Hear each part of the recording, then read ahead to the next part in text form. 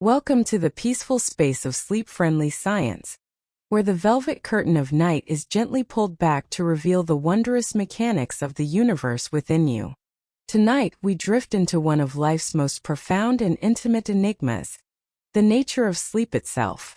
Why do we, creatures of light and logic, so willingly surrender to a state of near-total paralysis and vivid hallucination?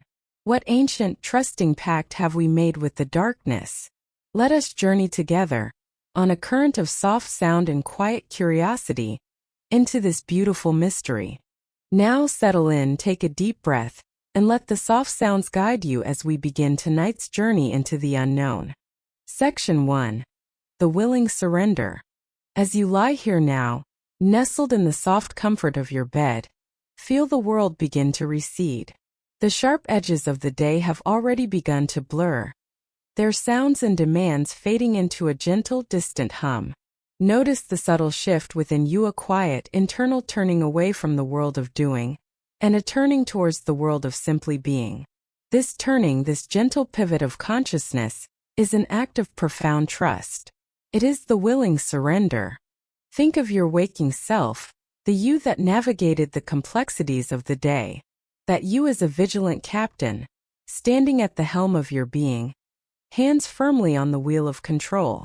This captain makes 1,000 decisions, big and small, charting a course through the currents of responsibility and interaction. It is a state of active engagement, of holding on, of steering your vessel through the bright and often choppy waters of life. Your senses are its loyal crew, scanning the horizon, listening for every signal, keeping the ship safe and on course. But as dusk falls, a different instinct arises. A deep, ancient wisdom, older than any thought or plan, begins to whisper to the captain. It speaks not of new destinations, but of the deep, quiet harbor of the night. It promises not adventure, but restoration. It asks for a letting go. And so the captain, your conscious mind, begins the nightly ritual of relinquishing command. This is perhaps the greatest paradox of our existence, that to remain strong we must first become completely vulnerable. To stay in control of our lives we must cede control for a third of our time on earth. Feel this surrender happening in your body now. It begins with the smallest of concessions. The tiny muscles around your eyes, which have been focusing and protecting all day, are invited to soften. The jaw, so often clenched with determination or unspoken words, is given permission to release. Your shoulders, which carry the weight of your world, are encouraged to let that burden melt away, sinking gently into the surface that supports you. Each exhalation is a small act of letting go, a quiet sigh of release from the captain on the bridge. You are not being forced into this state, you are choosing it. You are willingly, and with a wisdom that transcends logic, stepping down from the helm. This act is an echo of a trust that is woven into the very fabric of our biology. Imagine an animal in the wild. For it, sleep is the time of greatest peril. Predators lurk in the shadows and the sleeping creature is defenseless, its senses dimmed, its body still. And yet it sleeps. It must. A primal, non-negotiable drive compels it to enter this state of vulnerability, because the price of constant vigilance is ultimately exhaustion and collapse. Survival, paradoxically, depends on this period of utter defenselessness. And so it is with you. You have built a safe harbor, your room, your bed, but the primal nature of this surrender remains. You are willingly unplugging yourself from the external world. You are trading the familiar landscape of reality for an internal one you cannot predict or command. You are agreeing to be a passive passenger on a journey whose destination is unknown each night. You are trusting that the vessel of your body knows its own way back to the morning shore. This surrender is not an absence but a different kind of presence. As the external world fades, an internal world begins to stir.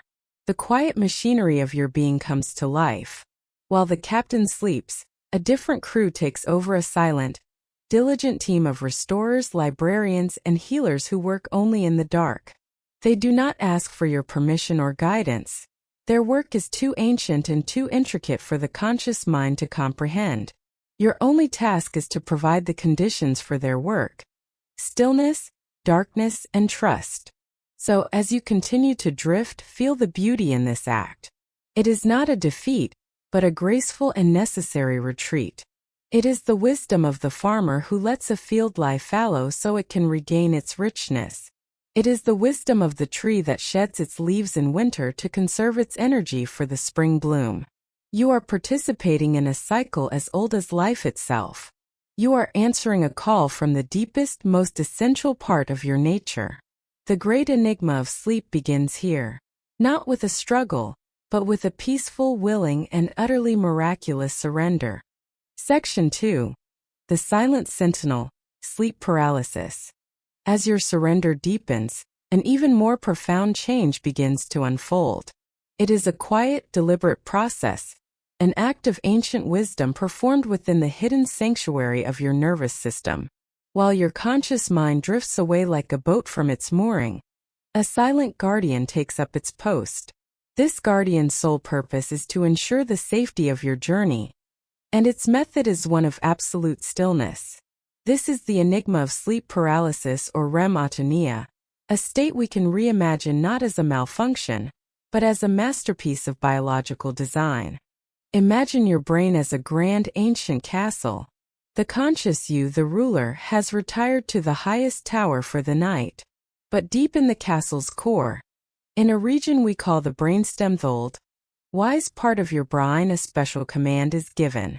This is the watchtower, the command center that bridges the world of mind and the world of body.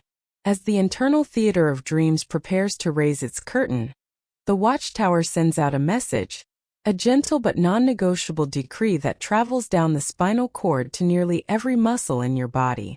The message is one of profound rest. It's a lullaby sung not in sound, but in the language of chemistry. Special messengers, neurotransmitters like glycine and GABA, are released. Think of them as soft, ethereal mists, seeping into the pathways that connect your brain's intentions to your body's actions. They don't command the muscles to do anything, they simply ask them for a time to become deaf to the calls for movement. Your powerful legs, which carried you through the day, are asked not to run. Your articulate hands, which gestured and built and held, are asked not to grasp. Even the muscles of your throat that form words are asked to be silent. This is not a cage, but a cradle. It is the brain's most profound act of self-care. Because it knows what is coming. It knows that the mind, once freed from the laws of physics and the logic of the day, is about to embark on an odyssey. You will soon be running through impossible landscapes, flying over shimmering cities, conversing with figures from your past, or fighting off shadowy foes. The emotions will be real, the intentions vivid. If your body were to enact these scripts, to physically live out these dramatic narratives, the result would be chaotic, even dangerous. You would thrash, you would run into walls, you would shout into the silent room. So the silent sentinel stands guard. This temporary paralysis, this atonia, is the guardian ensuring the dreamer remains safe within the vessel of the sleeping body. Your body becomes a sacred, motionless temple, while your spirit, your consciousness, is allowed to become a wild and untethered pilgrim. It is a beautiful paradox. Your body is held in the tightest grip of stillness precisely so your mind can experience the most absolute freedom. Sometimes a brief moment of dissonance occurs. The curtain of consciousness lifts a fraction of a second too early, before the sentinel has relinquished its post. You awaken, but the spell of stillness has not yet been broken. For a fleeting, often frightening moment, you are aware but unable to move. This is the experience people call sleep paralysis. But if we understand its purpose, we can reframe this feeling. It is not a malevolent presence holding you down. It is the lingering, protective embrace of your own biology. It is the faithful guardian, a little slow to recognize the dawn, still dutifully holding you safe from dreams you are no longer having. It is the echo of a profound safety mechanism, a momentary misalignment of two different states of being. Consider the gift of this guardian. It allows the night to be a private theater, A personal holodeck where you are the sole audience and protagonist. The stage is your mind, but the theater itself, your body, remains quiet and secure. Every adventure, every emotional catharsis, every fantastical flight is made possible by this silent, steadfast protector who stands watch at the gateway between mind and muscle, ensuring the dramas of the inner world do not spill out into the outer one. This stillness is the price of admission to the world of dreams, and it is a price your body pays willingly, night after night, in an ancient trusting pact. It is the ultimate expression of trust between the thinking mind and the living body, a quiet agreement that says, "You go roam the cosmos. I will keep us anchored and safe right here." Section 3. The mind's private theater dreams. Now that the silent sentinel has stilled the stage of your body, where have you gone? Your physical form rests, a quiet vessel in a quiet room, but the essence of you, your consciousness, has journeyed elsewhere. It has slipped through a hidden door, into a place built of memory and shadow, light and feeling. Welcome to the mind's private theater, the most exclusive and surreal cinema in the universe. The performance is about to begin, and it is a story woven entirely from the threads of you. Who is the director of this nightly play? It is not the logical, planning part of your mind that organizes your day. That director is asleep. The one who takes the chair now is a far more ancient, intuitive, and mysterious artist. Think of this dream director as a nocturnal poet, a collage artist who works with the discarded scraps from the cutting room floor of your waking life. It gathers the raw footage of your day, a fleeting expression on a stranger's face, a line from a song heard in passing, the lingering anxiety from an unanswered email, the warmth of a pleasant memory. This director does not care for linear narrative or the laws of physics. Its language is not prose, it is metaphor. It builds worlds where you can breathe underwater, where houses have rooms that rearrange themselves, where you can fly simply by willing it. The script is not written in words but in pure emotion. The logic of a dream is not the if-then logic of reason, but the associative logic of feeling. A character may suddenly transform into another, because they both evoke a similar feeling of safety or of fear. A landscape may shift from a childhood home to an office building, because both are spaces where you feel a sense of pressure or expectation. This is the mind's way of speaking to itself in its native tongue. When not tethered to the constant stream of information from your eyes and ears, the brain communicates in a rich, symbolic shorthand. It's as if your entire life is a vast library, and the dreaming mind is the night librarian, wandering the stacks, pulling books off shelves at random.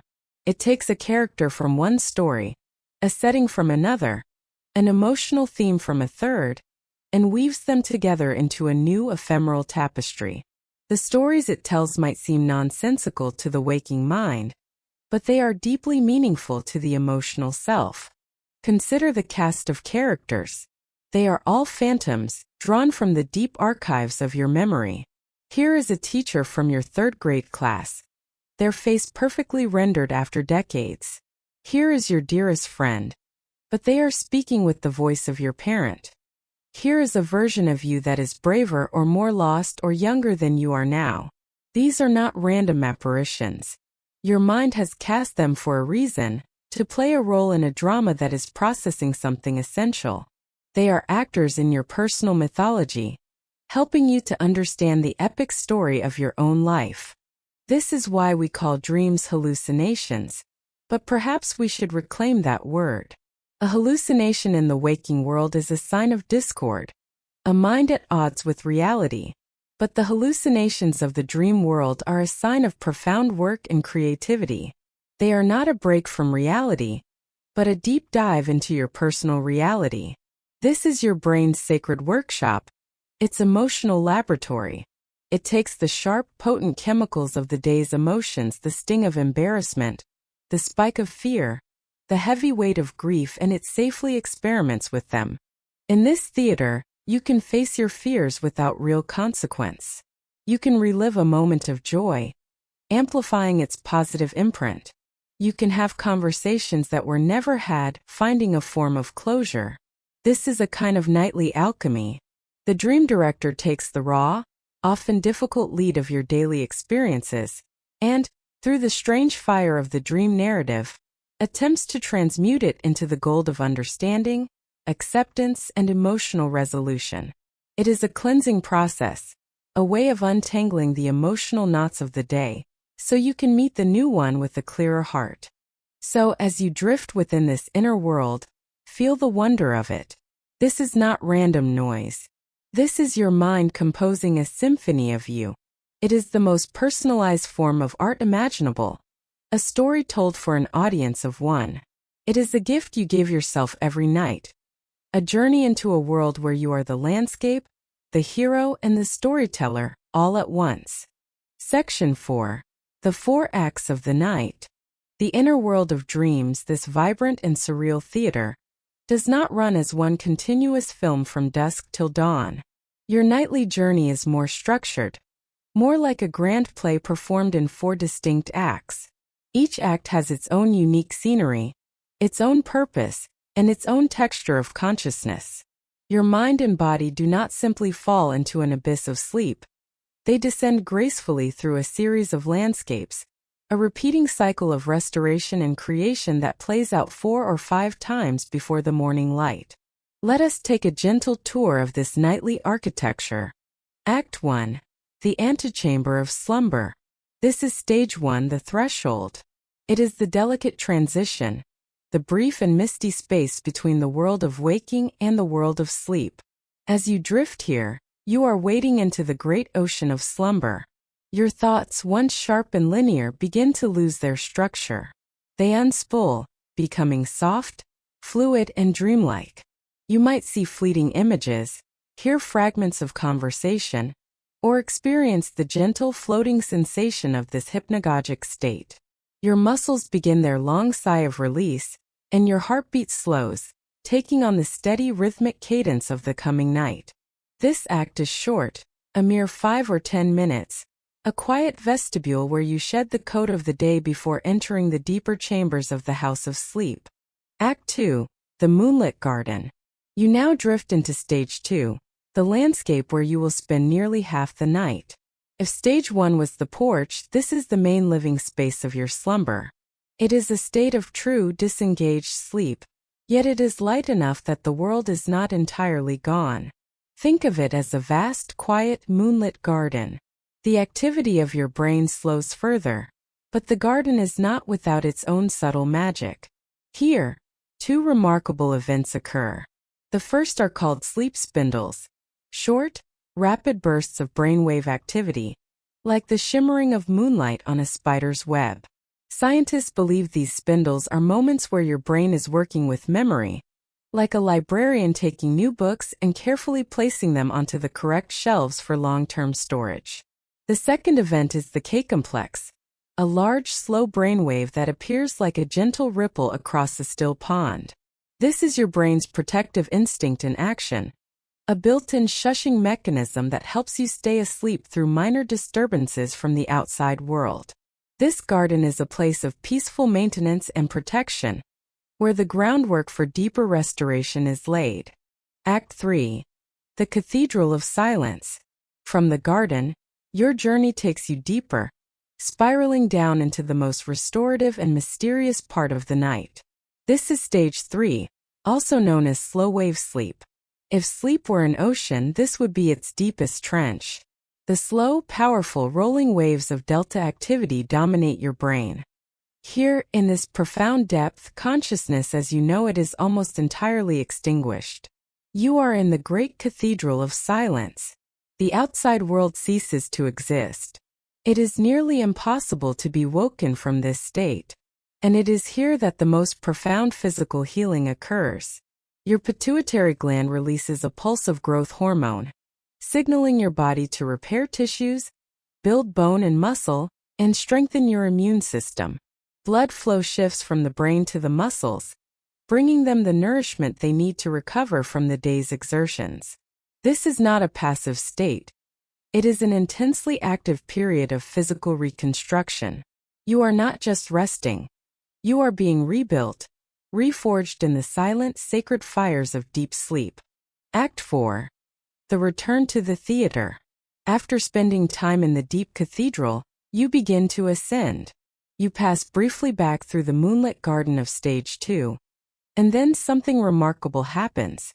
You enter the fourth and final act. REM sleep, the stage of rapid eye movement. The play has come full circle, returning you to the world of vivid dreams we explored earlier.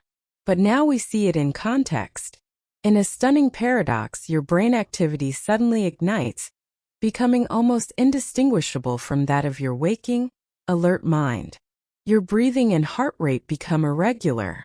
Your eyes, beneath their closed lids, dart back and forth as if watching the scenes of your inner theater. And all the while, the silent sentinel of sleep paralysis holds your body in its gentle, protective stillness. This is the act for emotional and mental restoration. Here, in this vibrant workshop, you process the emotions of the day and solidify complex learning. This 4-act play is not performed just once. It is a cycle that repeats itself every 90 minutes or so.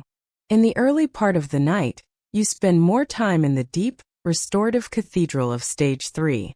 As the night wears on and dawn approaches, the time spent in that deep sleep shortens, and the final act, the vibrant theater of REM sleep, grows longer and more intense, as if the mind is rushing to finish its emotional work before the curtain rises on a new day. This is the elegant, intelligent rhythm of your sleep, a dance of descent and ascent, of physical healing and mental alchemy, repeated nightly in the quiet sanctuary of your being. Section 5. The Master Clocksmith, Circadian Rhythms. You have journeyed through the 4 acts of the nightly play, descending and ascending through its varied landscapes.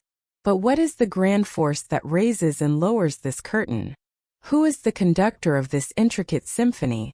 The director who knows precisely when the play should begin and when it must end. To find this entity, we must journey deeper still, into the very heart of your brain, to meet the silent, tireless artisan who synchronizes your inner world with the great, turning wheel of the cosmos. This is the master clocksmith of your being. Imagine, nestled deep within your mind, in a region called the hypothalamus, a tiny luminous jewel. It is made of just 20,000 neurons, a mere handful of stardust in the vast galaxy of your brain. This is the suprachiasmatic nucleus, or SCN. Let us think of it as the clocksmith's workshop. It is ancient, patient, and exquisitely precise. This is not a clock of cogs and gears, but a living, breathing timepiece of sublime biological elegance.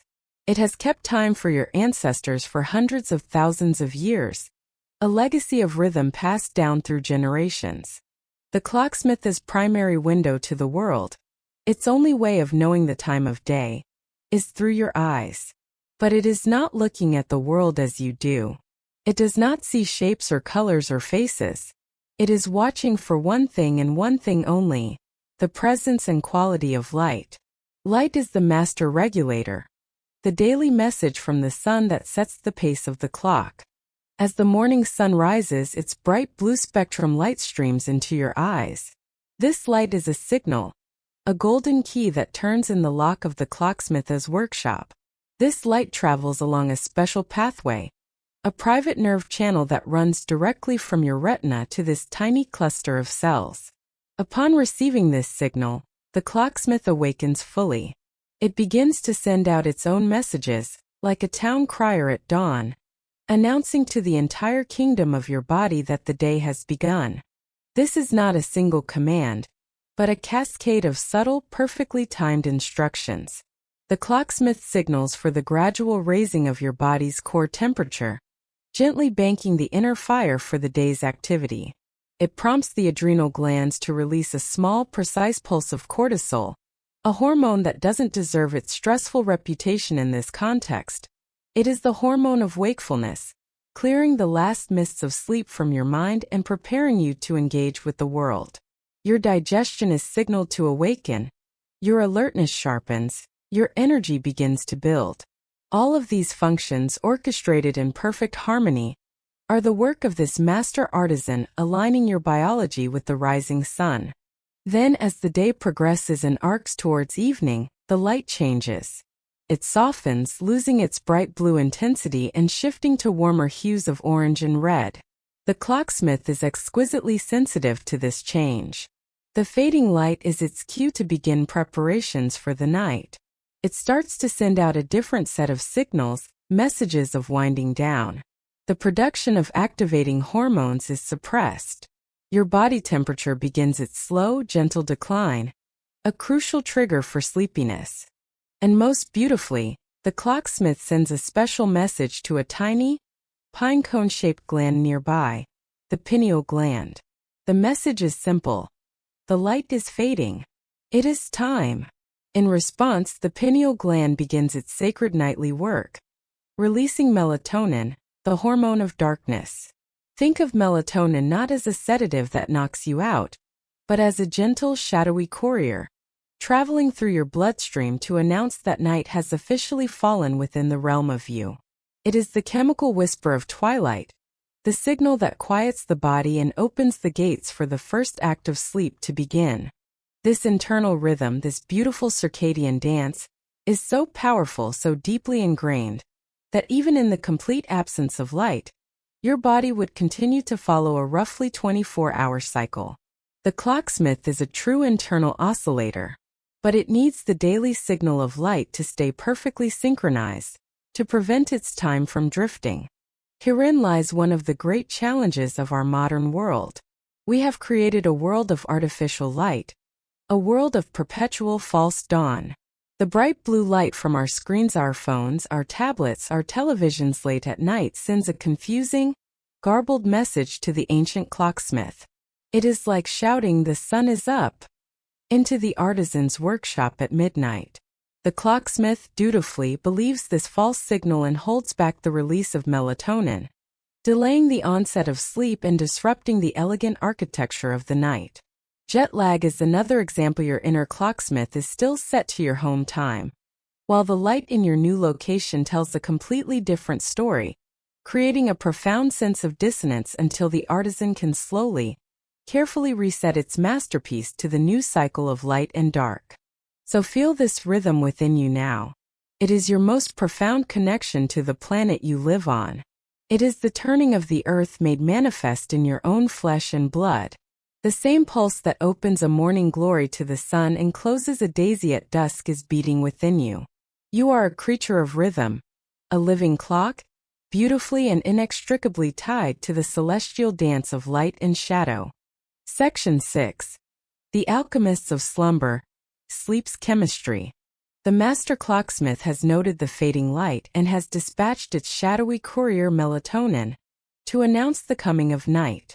But melatonin is only the herald, the one who proclaims that the time is right. The actual magical transformation from wakefulness to sleep, the delicate process of guiding you across that threshold, is the work of a team of subtle and powerful artisans. These are the alchemists of slumber, the neurochemical magicians who mix the ethereal potions that bring you the gift of rest. Let us meet the first and perhaps most important of these alchemists. Its name is adenosine. Think of adenosine not as an active force, but as a patient, tireless accumulator. Imagine that at the moment you awaken each morning, the alchemist turns over a vast, invisible hourglass within your brain. With every moment you are awake, every thought you think, every muscle you move, every bit of energy you expend, a single tiny grain of adenosine sand falls to the bottom. It is the physical residue of being conscious and active. Throughout the day, this gentle accumulation continues, silent and unnoticed at first. But as the hours pass, the pile of golden grains grows higher and higher. This is the origin of what you feel as sleep pressure. It is the slow, steady mounting weight of having been awake. It is adenosine whispering with ever-increasing insistence. We have been active. We have spent our energy. It is time to restore. This alchemist does not force you to sleep, but it creates the undeniable need for it. It is the deep physical yearning for rest that builds in your very cells. There is only one way to empty this hourglass, Only one way to clear this accumulation: the deep restorative process of sleep itself. Caffeine, that beloved potion of the waking world, works by temporarily blocking the receptors that detect adenosine, essentially putting a blindfold on the part of your brain that senses this growing tiredness. But the sand keeps falling. The pressure continues to build, waiting for the caffeine to wear off. As the evening deepens and the clocksmith gives its signal, another alchemist steps forward. This one is called GABA, and it is the great silencer. If adenosine builds the desire for sleep, GABA is the one who opens the door and quiets the house. Imagine your brain as a bustling, vibrant city, with millions of neurons firing like messages flashing between buildings, creating the hum and chatter of consciousness. GABA is a soft, calming fog that begins to roll into the city's streets. It doesn't shut the city down aggressively. It simply muffles the sounds, dims the lights, and makes communication less urgent. GABA is your brain's primary inhibitory neurotransmitter. Its job is to make your neurons less excitable, less likely to fire off in response to every little stimulus. It gently applies the brakes to the ceaseless traffic of your thoughts. It is the chemical source of the letting go we felt earlier. As GABA levels rise, the anxious loops of thought begin to soften. The sharp focus on the external world blurs, and a state of peaceful indifference begins to settle over you. This is the alchemist who brings the peace, the one who coaxes the vigilant captain of your mind into finally laying his head down to rest. So now we have a beautiful partnership. Adenosine has created the pressure, the undeniable need for rest. Melatonin has announced that the time is right, that darkness has fallen and the conditions are safe. And now GABA arrives to perform the ceremony, to hush the inner noise and guide you into the stillness. But for this to happen, another powerful force must be subdued. In the waking world, a different alchemist reigns supreme. Its name is Orexin, and it is the keeper of the light, the day warden. Orexin's job is to promote wakefulness, alertness, and appetite. It is the chemical force that keeps the city of your brain bright and bustling all day long. For sleep to occur, the master clocksmith must send a signal not just to release melatonin, but also to inhibit the release of orexin. The day warden must be asked to stand down. The lamplighters of the mind must be allowed to extinguish their flames. When this system falters, when the orexin system is damaged, as it is in narcolepsy, the boundary between waking and sleeping becomes unstable, and the powerful urge to sleep can intrude upon the day. This is the delicate, nightly ballet of your inner chemistry. It is a dance between the rising tide of adenosine, the gate-opening announcement of melatonin, the hushing fog of GABA, and the graceful retreat of the day warden orexin. These are not just chemicals. They are the ancient, intelligent forces of your own biology, a team of alchemists working in perfect concert to brew the nightly potion of slumber, ensuring you receive the profound restoration your mind and body so deeply crave. Section 7. The brain's nightly housekeeping. The alchemists of slumber have completed their gentle work. The calming fog of GABA has settled over the city of your mind. The mounting pressure of adenosine has been honored, and you are now adrift in the deep, quiet waters of true sleep. The conscious ruler is in repose. The bustling traffic of the day has ceased. But this quietness is not emptiness. It is the sacred stillness that allows for the most vital work to begin. For now, with the stage cleared and the audience gone, the silent, diligent crew of the night emerges.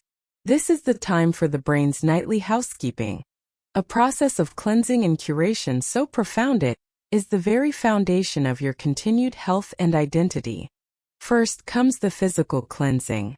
This happens most intensely in the deep, dreamless cathedral of slow-wave sleep. Imagine the city of your brain. By day, its streets and pathways are packed tight, bustling with the traffic of thoughts, feelings, and signals. There is simply no room for a deep clean. But now, in the depths of your sleep, a miracle of engineering occurs.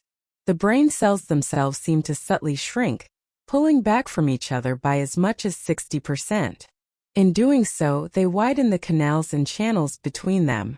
The bustling city streets become broad, open waterways. And into these widened channels flows a crystal-clear current.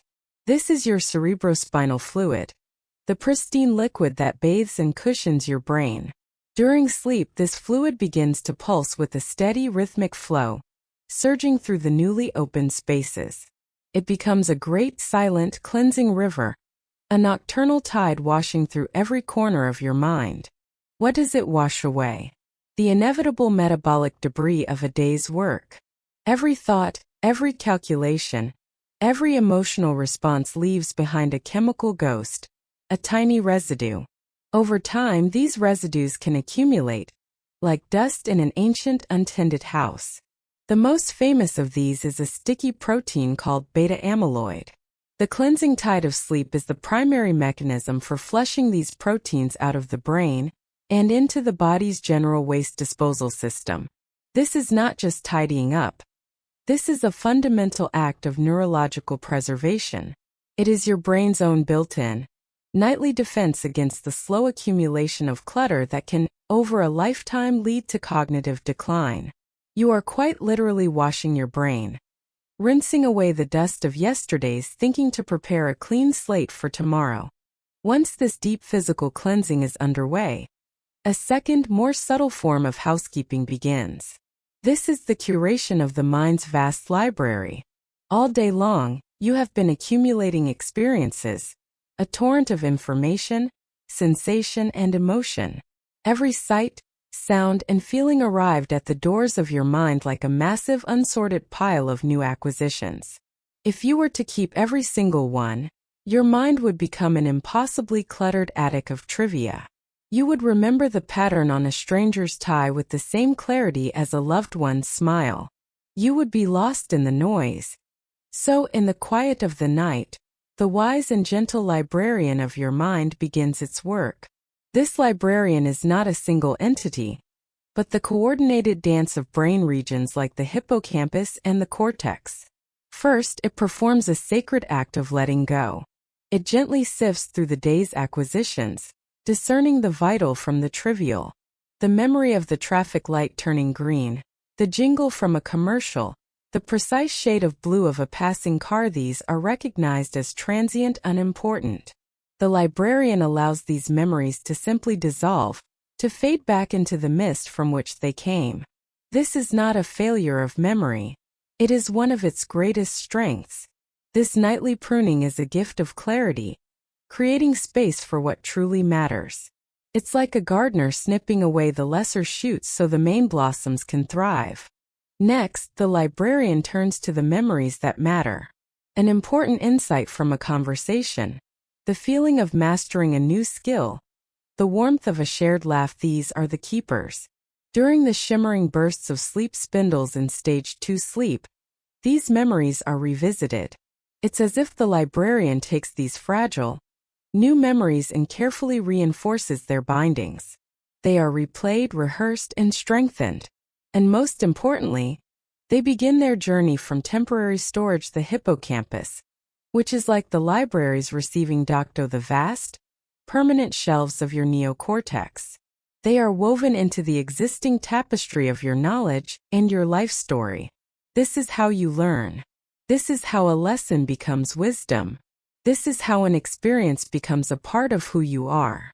So as you rest, know that you are being renewed on 2 profound levels.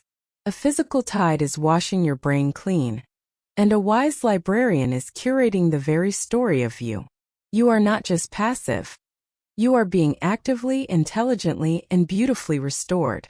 Section 8. When the guardians falter, sleep disorders.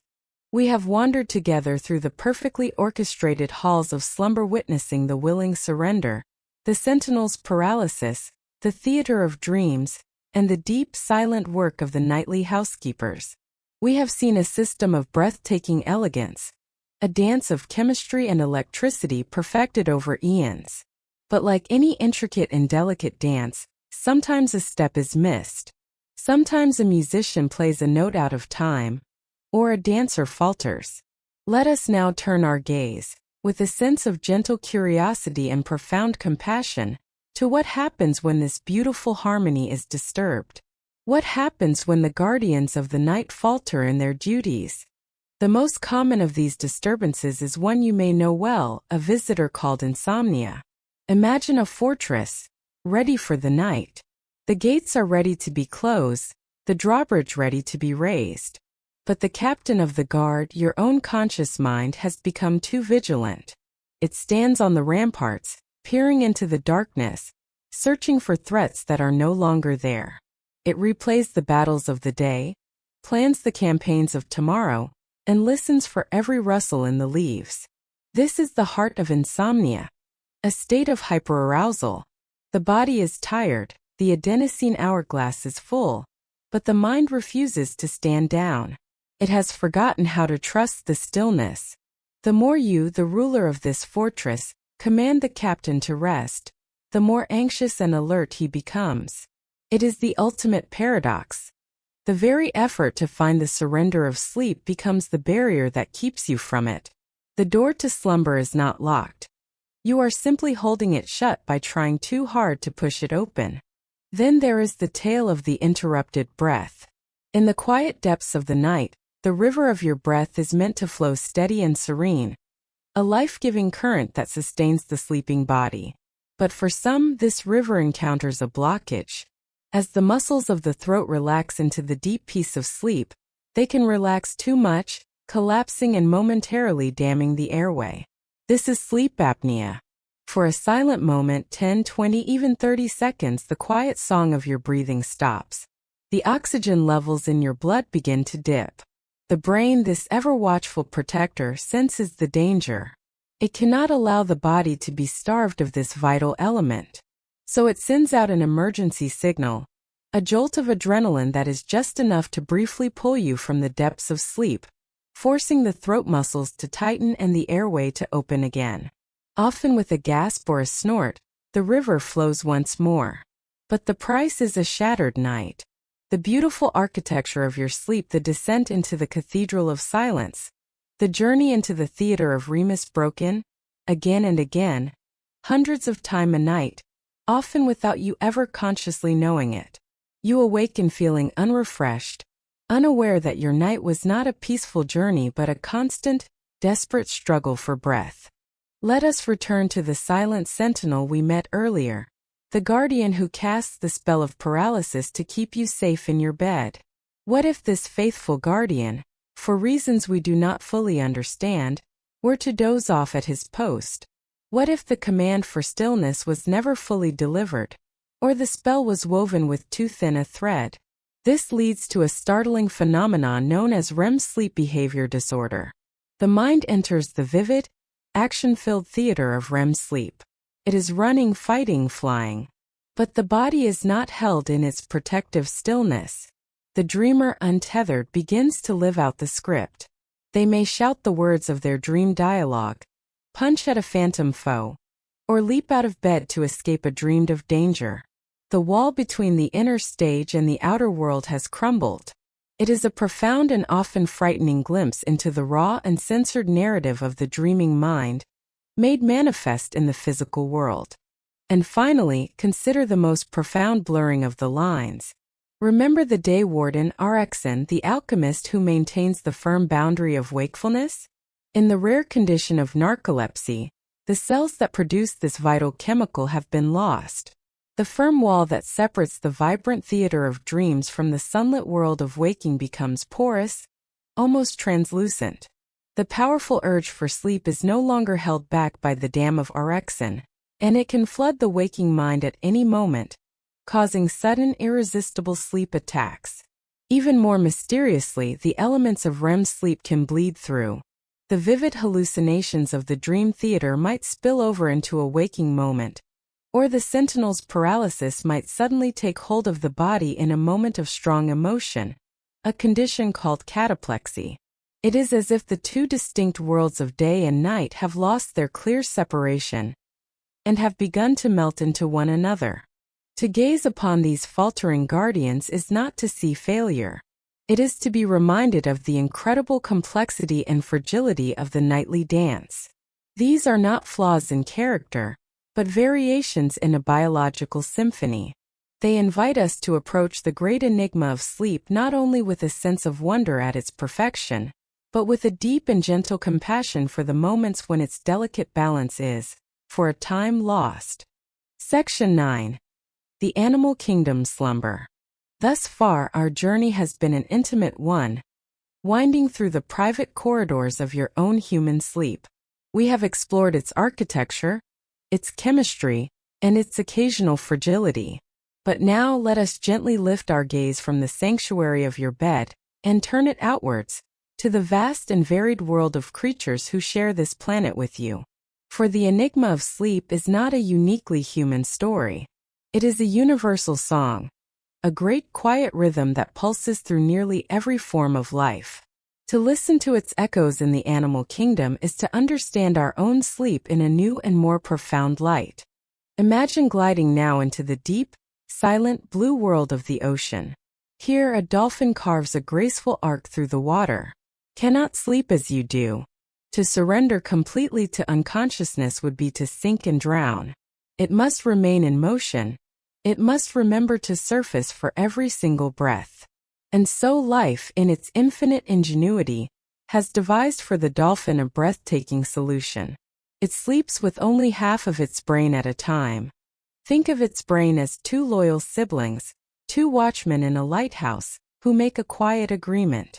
While one hemisphere of the brain descends into the slow, rolling waves of deep sleep, the other remains awake and alert, keeping one eye open, guiding the body's gentle swimming, and ensuring the timely journey to the surface for air. After a couple of hours, they trade roles. The sleeping half awakens, and the vigilant half descends into rest. The dolphin and its larger cousin the whale live their entire lives in this state of perpetual partitioned consciousness. They never fully surrender to the darkness, yet they receive the restoration they need. Their sleep is not a letting go, but a constant, delicate, life-sustaining balance. Now let us rise from the ocean and soar into the boundless expanse of the sky with the great migratory birds. Consider the alpine swift, a creature that may spend over 6 months in the air without ever landing. How does it pay its debt to sleep while on its epic journey?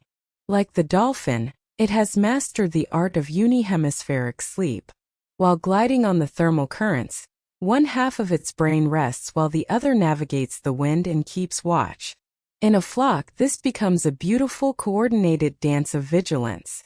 The birds on the outer edges of the flock may keep their outward-facing eye open, creating a perimeter of shared awareness, while those in the center can find deeper moments of rest.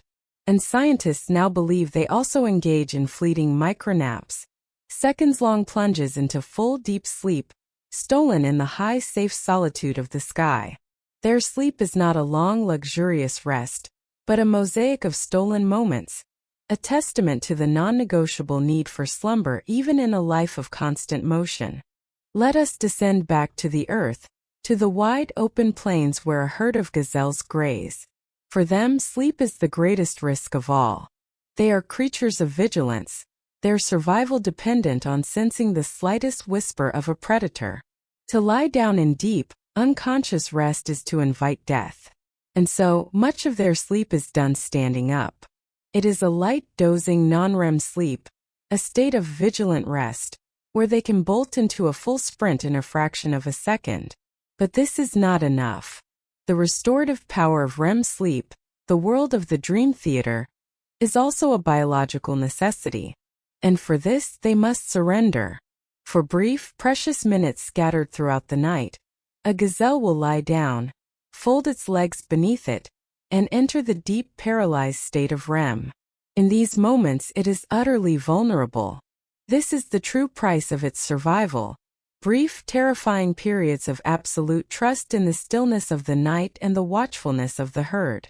From the half-brain sleep of the dolphin to the standing doze of the horse, from the micronaps of the swift to the long, deep slumber of a hibernating bear who surrenders not to the night but to the entire winter season, we see that sleep is not a single monolithic state. It is a brilliant, flexible, and adaptive strategy. It is a question that nature has answered in 1,000 different ways, each solution perfectly tailored to the unique challenges of a creature's life. And what does this tell you about your own sleep, here in the safety of your bed? It tells you that your ability to lie down, to surrender your entire mind and body to a single consolidated 8-hour period of deep unconsciousness, is a profound evolutionary luxury. It is the privilege of a creature who can create a fortress of safety. It is the gift of being for a time free from the constant fear of predation. Your sleep is not just a biological function. It is a sign of your place in the world, a testament to the safety you have built, which allows you to engage in this most complete and trusting act of surrender. Section 10. The Uncharted Depths of Consciousness. Our journey is now drawing to a gentle close. We have walked through the architecture of your nightly rest, from the willing surrender to the quiet work of the housekeepers. We have met the alchemists of slumber, and the silent guardian who stills your body. We have even soared with the swift and swum with the dolphin, witnessing the universal song of sleep in its many varied verses. And now we arrive at the final, most profound door. We arrive at the ultimate enigma, the question that lies at the heart of all the others. What is consciousness, and what becomes of it in the vast, dark ocean of sleep? All day long, you experience the world as a seamless, unified reality. The feeling of you being here now feels so solid, so fundamental. It's like the very ground beneath your feet. This is the mystery of subjective experience, the great, unsolved puzzle of science and philosophy. How does the intricate firing of neurons, the quiet electrical and chemical chatter within the 3-pound universe of your brain, give rise to the rich internal tapestry of your life? How does matter create meaning? How does biology produce the feeling of being you? This is the hard problem of consciousness, and waking life is its most familiar expression. Then night falls, and you perform the most astonishing feat of all. You willingly, gracefully let it all go. You allow this solid, unified sense of self to dissolve. Where does it go? Does consciousness simply switch off like a light bulb, plunging you into a void of non-existence until it is switched back on by the morning light? For a time in the dreamless, silent cathedral of slow-wave sleep, this seems to be the case. In this profound depth, the you, who worries and hopes and remembers, seems to have vanished entirely. If you are woken from this state, you often feel a sense of dislocation, a feeling of having been nowhere at all. Perhaps in this deepest phase, consciousness is truly suspended, returning to a state of pure, unmanifested potential, a quiet hum of existence without an I to experience it. It is the ultimate rest, not just for the body and mind, but for the very sense of self. But then, as you ascend into the vibrant theater of REM sleep, something extraordinary happens. Consciousness does not just switch back onto its waking state. It reemerges in a completely different form. A self is reborn, but it is a wilder, freer self. It is a consciousness untethered from the rigid laws of physics and the linear flow of time. It is a self that can inhabit different bodies, fly through surreal landscapes, and experience emotions with an impossible purity. What is this dream consciousness? Is it merely the random firings of a resting brain, a chaotic echo of the day's events, as some have suggested? Or is it something more?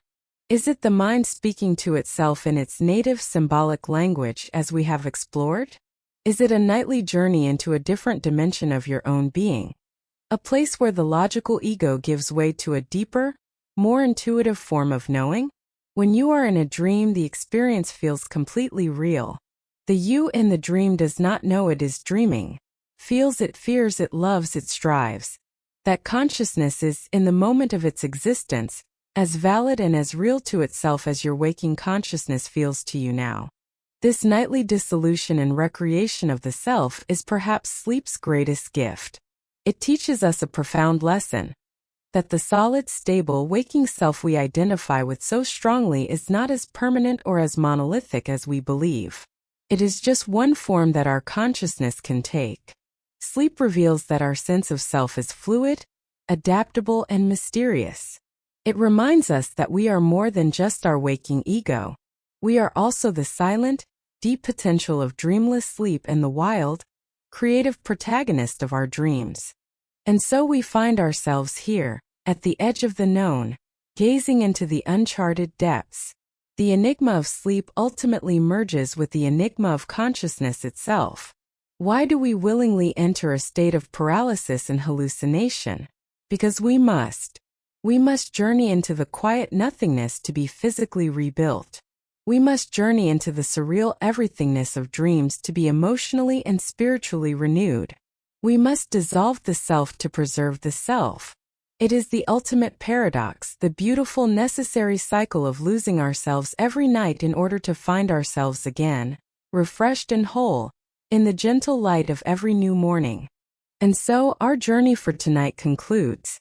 You have drifted through the great mysteries of your own being, touching upon the science, the poetry, and the profound wonder of your nightly rest. May this knowledge settle within you, not as a collection of facts, but as a deeper sense of peace and trust in the ancient wisdom of your own body. May you feel the gentle tide of your breath, the slowing of your thoughts, and the soft invitation to surrender. The guardians of your sleep are standing watch. The theater is ready. The cleansing tide is waiting. All that is required of you now is to let go. Sleep well and dream deeply. Good night.